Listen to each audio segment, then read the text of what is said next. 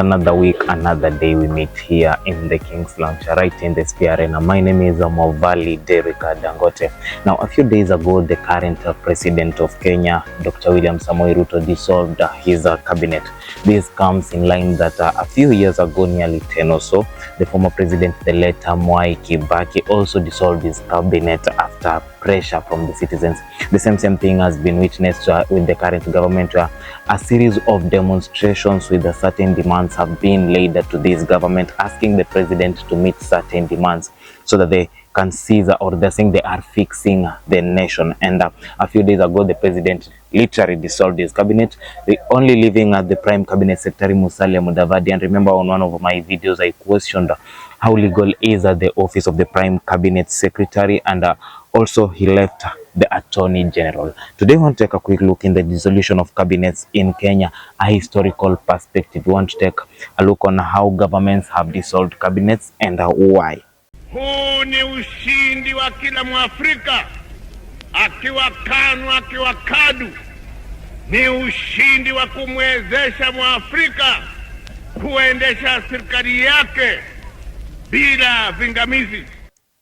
In the vibrant tapestry of Kenyan politics, the dissolution of cabinets has been a recurring theme shaping the nation's governance and its impact on the people. Remember, the cabinet takes part in formulation of rules and laws for this country, and its impact on the people is really important. But when the cabinet secretaries starts misbehaving, the country, according to the constitution, chapter 1 of the constitution, the sovereignty of the people says that the power lies within the people, so the people are able to call off the cabinet through the president. Na hii ndio mimi nawasihi watu wote kujua kwamba katiba ambayo sisi tumekwisha itengeza ni katiba ya kila Mwafrika, ni katiba ya serikali ya Mwafrika, hapana katiba ya kabila hii au ya taifa hii. As Kenya emerged from the British colonial rule, the concept of cabinet dissolution has been evident, reflecting the evolving dynamics of the young democracy. Kwa hivyo ndugu zanguni, msiende nyumbani na kushindana ate sisi KANU tumeshinda, sisi KADU tumeshindwa. Hii mimi hapa nataka nyinyi mfanye kazi namna hiyo. The democracy in Kenya is still growing, and the first significant dissolution occurred in 2005 amid its political turmoil and power struggle, with President Mwai Kibaki losing the referendum bid to change the constitution to some of his ministers, led by Baba Raila Amolo Odinga. Fellow Kenyans, following the results of the referendum, it has become necessary for me, as the President of the Republic, to reorganize my government to make it more cohesive and better able to serve the people of Kenya. Accordingly, in accordance with the powers conferred upon me under the Constitution of Kenya, I have directed that the offices of all ministers and all assistant ministers become vacant. Consequently, the occupants of the said offices cease to hold their respective offices with the immediate effect. A reconstituted government will be in place within 2 weeks. Thank you, and God bless you. Now, the decision reverberated through the political landscape, making a precedent for future administration. The dissolution of the cabinet by the former president, the late Mwai Kibaki, formed a future way on which the country can deal with incompetent cabinet, or a cabinet that is not delivering to the citizens. Subsequent decades saw cabinets facing a challenge of dissolutions for various reasons, from corruption scandals, something that is really huge in this country. We have cabinet secretaries going publicly on social media to say how they are wearing watches worth millions, and yet people are suffering in Kenya. And shifts in political alliances in the current doings in Kenya, with a massive demonstration countrywide by the youth while calling for reforms in the current government and the proposed finance bill. The president was left with no option but to bow down to the pressure of the citizens. Remember, I told you the chapter 1 of the constitution says that power lies within the people, and history had to repeat itself. Ruto had to dissolve the cabinets. I have today decided to dismiss with immediate effect all the cabinet secretaries and Attorney General of the Republic of Kenya, of the Cabinet of Kenya. I will immediately engage in extensive consultations across different sectors with the aim of setting up a broad-based government. Now, let's quickly take a look on what some of the citizens have been able to say and some of the analysts have to say concerning the dissolution of cabinets in this country. Kwa majina naitwa Nyabuto Danfas kutoka mimi mkaaji hapa Kisii. Ameanza ku reduce the expenditure, lakini tungependelea bado Muluya bado aende nyumbani, alafu kila kitu itakuwa sawa, lakini tunamfikiria 2027 kama vijana, kwa sababu bado hiyo si kazi ametupea. Hiyo maoni yangu. Wewe kwa maoni yako unaona maandamano ya Gen Z labda yamefua dafu kufuatia maamuzi ambayo yamefanywa na rais?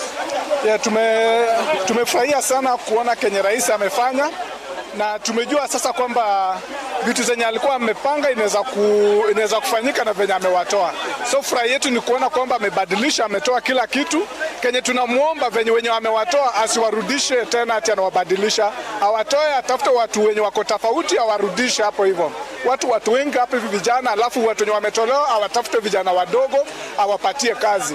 Watu wenye umri zao zimepita watolewe, watafute vijana waweke hapo hivyo wafanye kazi hapo hivyo. Mambo na wazee waache, wapatie vijana kazi. Watu wengi wamesoma hapa Kenya lakini hawana kazi, wamekaa. Watu wenye wamefanya kazi tangu kitambo bado wanarudiwa wanapatiwa kazi. Sasa kazi irudi kwa vijana, wapatie vijana kazi. Wenye wameshawatoa watolewe na wawechwe waende nyumbani, waachie vijana kazi. It is something that was not entirely unexpected, considering the trajectory the events had taken in this country for the last few weeks.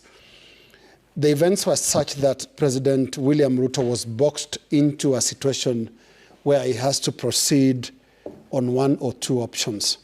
One of the options was to dissolve the entire cabinet, and the other option, of course, was to relieve some of the ministers or cabinet secretaries that particular issues have been raised about, relieve them of their roles and appoint replacements. But I think the president and his team weighed this situation in a way that I should describe as correctly. The gravity of the events of the last few weeks actually left no option but to go this route. The voices out in the streets, the voices online, the voices on the analysis benches, including here that we've hosted and across also other media houses. Kenyans have been speaking in a particular way. And you just need to look at the stories that we've run, a couple of stories, and especially those that were vox pops, that is the voices of the people from the street. And they're saying the same thing. We can't keep going this way. Something needs to change. And the first thing that needs to change is the cabinet.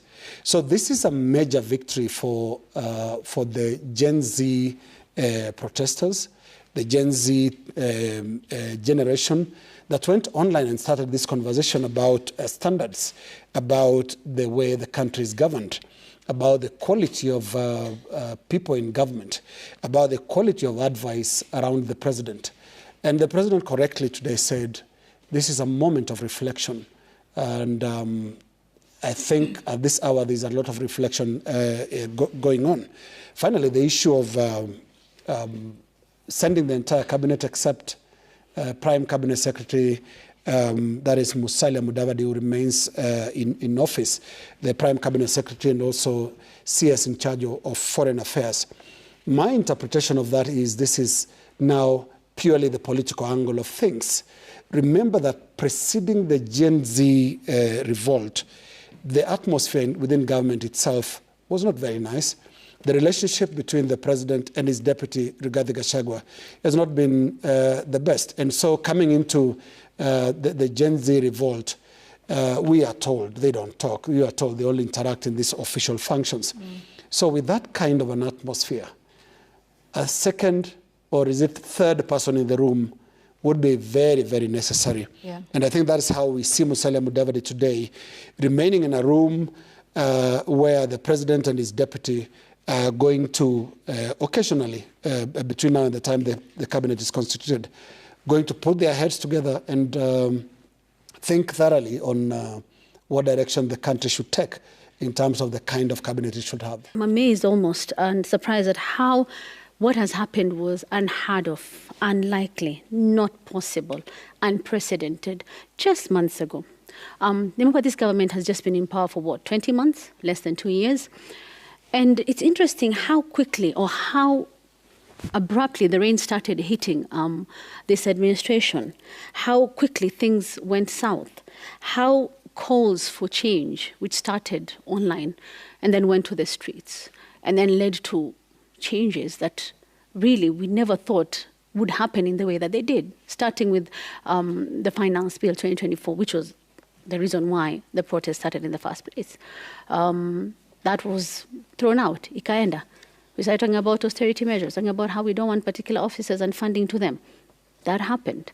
We talked about how we want accountability. We talked about how we don't want the CAS officers. And then now this major one, where cabinet has been dissolved.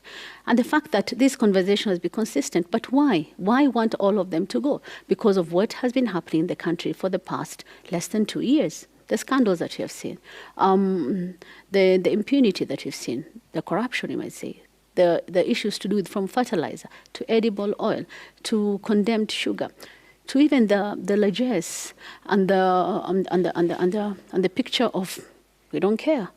There's money. There are cars.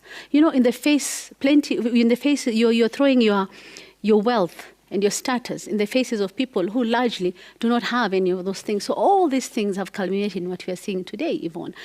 And I think that is why when we look at the mood in the country, when we see the reactions online, and from what people were saying when we took Vox Pops after the announcement, it was like, this is what we wanted to see. We wanted them gone. We wanted them gone yesterday. And this is a first step, I think, major step in the changes that people want in this country. And what are they asking for, Yvonne? We want things to be done the right way. Right.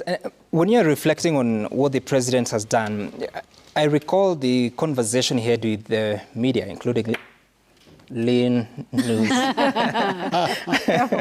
the 30th of June 2024.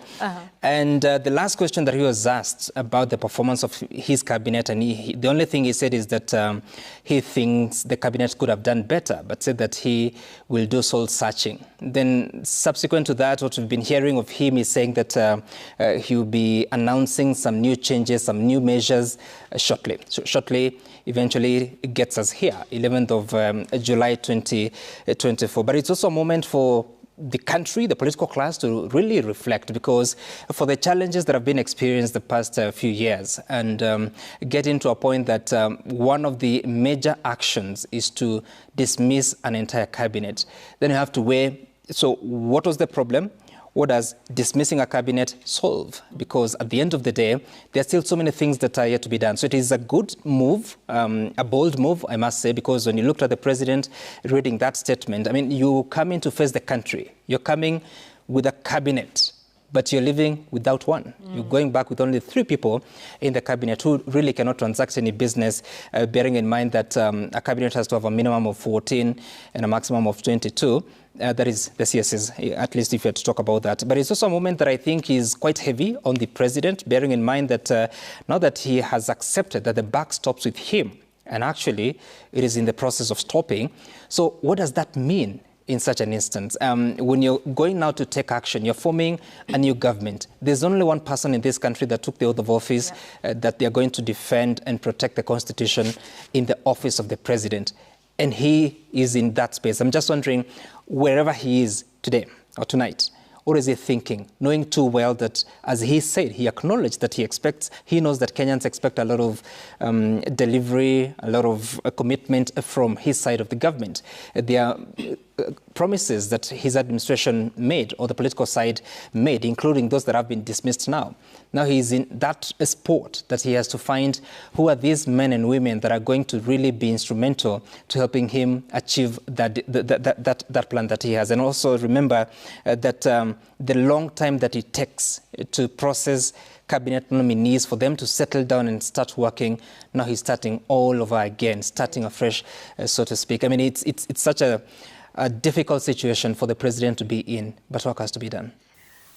As Kenya navigates its future, the legacy of cabinet dissolutions remains a poignant reminder of the nation's resilience and the evolving nature of its democracy. As democracy continues to grow, it is evident that more cabinets will be dissolved if they won't be able to meet the needs or the desires of the citizens, and also if some of the cabinet secretaries start misbehaving. Remember, after the dissolution of the cabinet, the citizens started calling for the firing of the Inspector General of Police, but he later had to resign himself. From the birth of independence to the complexities of modern governance, Kenya's journey with cabinet dissolution is a testament to its democratic spirit and the enduring quest for a better tomorrow. My name is Mwai Kibaki. This is the Pardon the Interruption edition of the King's Lounge, and today we've just been taking a quick look on the history of cabinet dissolution in this country. As a citizen of this country, do you believe that they should do away with certain ministries as it is proposed by certain young people, that the number of ministries to be reduced? And also, do you think it is right, just as Eric Omondi is claiming, that the government should do away with the office of the women representatives in this country, citing that the women representatives are not able to defend the funding or the taxing of the parts while the motion was in parliament, and also saying that they should reduce the number of governors from 47 governors. Till we meet again, have yourselves a lovely day. And remember, all these videos are done and edited by the East Side Photography. Remember to book your session for an amazing memory. Remember, memories will remind you of where you are and where you want to go. So book your photo sessions, your video sessions with the East Side Photography. Follow them on Instagram at East Side Photography and the Sphere Arena on Instagram.